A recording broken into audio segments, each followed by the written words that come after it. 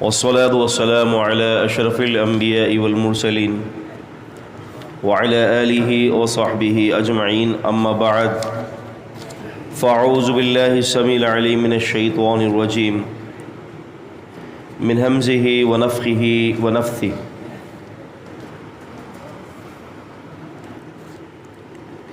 وما محمد إلا رسول قد خلت من قبله الرسل أفإن مات أو قتل انقلبتم على أعقابكم ومن ينقلب على عقبيه فلن يضر الله شيئا وسيجزي الله الشاكرين۔ جنگ احد میں کافی سارے مسلمان شہید ہوئے تھے اور کئی سارے مسلمان زخمی بھی ہوئے تھے، اور اس جنگ کے دوران نبی کریم صلی اللہ علیہ وسلم بھی زخمی ہو گئے تھے۔ نبی کریم صلی اللہ علیہ وسلم کا زخمی ہونا، آپ صلی اللہ علیہ وسلم کے دانت مبارک بھی شہید ہو گیا تھا، اس بات کی دلیل ہے کہ رسول اللہ صلی اللہ علیہ وسلم بشر تھے، جبکہ اللہ تعالیٰ نے یہ اعلان بھی کر دیا تھا کہ واللہ یعصمک من الناس، اللہ آپ کو لوگوں سے بچائے گا۔ لیکن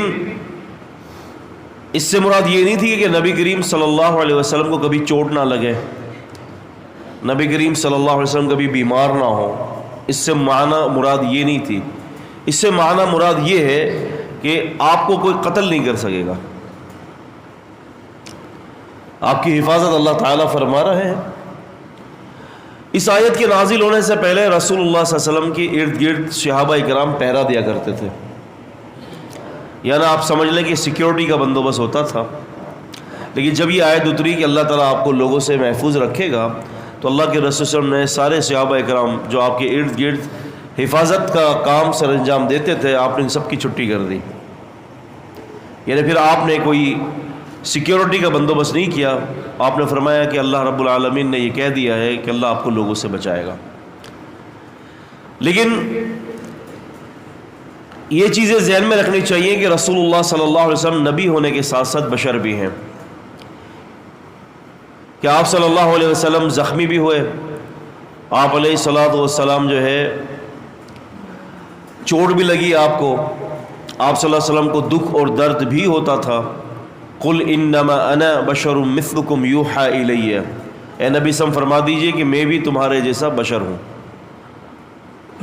رسول اللہ صلی اللہ علیہ وسلم نے نماز پڑھائی اور آپ صلی اللہ علیہ وسلم نماز میں بھول گئے۔ یہ حدیث جو ہے بڑی بڑی حدیثی کتابوں کے اندر موجود ہے، بڑی بڑی۔ آپ صلی اللہ علیہ وسلم گھر چلے گئے، 4 کی جگہ 2 پڑھا دی۔